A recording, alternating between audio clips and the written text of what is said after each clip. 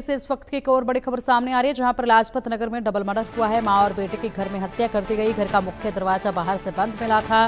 Police ने नौकर को हिरासत में ले लिया है और नौकर से फिलहाल पुलिस पूछताछ कर रही है। बताया जा रहा है कि यहां पर मां, बेटा और नौकर तीनों घर पर मौजूद थे और जब यहां पर पति ने अपनी पत्नी को फ़ोन करने की कोशिश की, लगातार अपनी पत्नी को वो फ़ोन करते रहे लेकिन कॉल किसी ने पिक नहीं किया।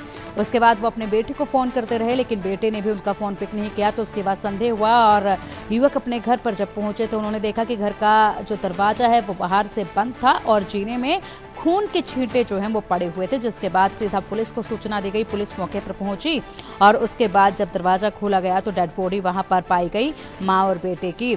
जिसके बाद यहां पर जो नौकर था वो भागने की फिराक में था। रेलवे स्टेशन से उसको पकड़ा गया। रेलवे स्टेशन से गिरफ्तारी के बाद अब उससे पूछताछ की जा रही है और ऐसे में इस मामले में तमाम बड़े खुलासे होने अभी बाकी हैं।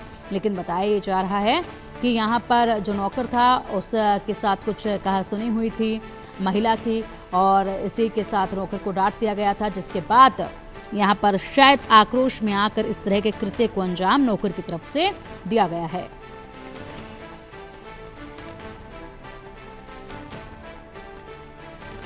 कल देर रात दिल्ली के लाजपत नगर में एक बड़ा मर्डर केस निकलकर सामने आया। डबल मर्डर केस, बहुत ही बेरहमी से एक मां और एक बेटे का मर्डर कर दिया गया और फिलहाल हम उसी लोकेशन पर खड़े हैं। उसी जगह की तस्वीरें आपको दिखा रहे हैं।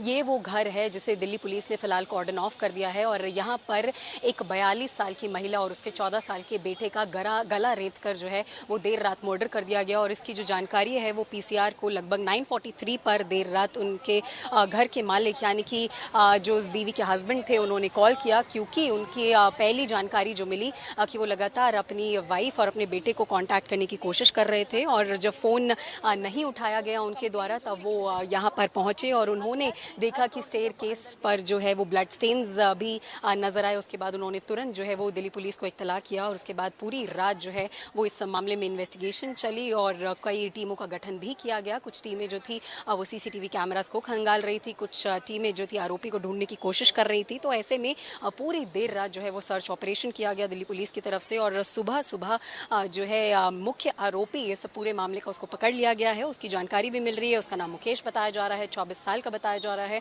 मुकेश जो कि हाउस हेल्प था यानी कि इस घर में काम करने वाला था, जो कि इस परिवार का ड्राइवर भी था, उनकी दुकान पर भी काम करता था। तो ऐसे में कह सकते हैं कि इनसाइडर ही था मुकेश, जिसका इस घर में डेली आना जाना था। तो ऐसे में फिलहाल जो मुख्य जानकारी मिल रही है, जो पहली जानकारी मिल रही है, क्योंकि फिलहाल इस पूरे मामले में अभी इन्वेस्टिगेशन जारी है, इन्वेस्टिगेशन अभी चल रही है। तो जो मालकिन थी यानी कि इस घर की जो मालकिन थी जिसका मर्डर कर दिया गया, उसने सिर्फ उस हाउस हेल्प को सिर्फ डांटा, जिसकी वजह से गुस्से में आके उसने वाइफ का भी यानी कि इस घर की मालकिन का और उसके बेटे का दोनों का ही गला रेत के मर्डर कर दिया। तो ये मुख्य जानकारियां फिलहाल मिल रही हैं, लेकिन अभी भी जो आरोपी है वो दिल्ली पुलिस की गिरफ्त में है और लगातार उससे पूछताछ भी चल रही है कि क्या कुछ कारण इस मर्डर के पीछे रहा, क्यों उसने ये मर्डर किया, क्या कुछ क्रिमिनल रिकॉर्ड उस इंसान का पहले रह चुका है। और इस तरीके की गेटेड सोसाइटी में, क्योंकि अगर आप सोसाइटी भी देखें तो ये जो सोसाइटी है वो पूरा रिहायशी इलाका है, यहाँ पर जगह जगह पर सीसीटीवी कैमरास भी लगे हुए हैं। इस घर के बाहर ही एक सीसीटीवी कैमरा जो है वो लगा हुआ है, हर घर पर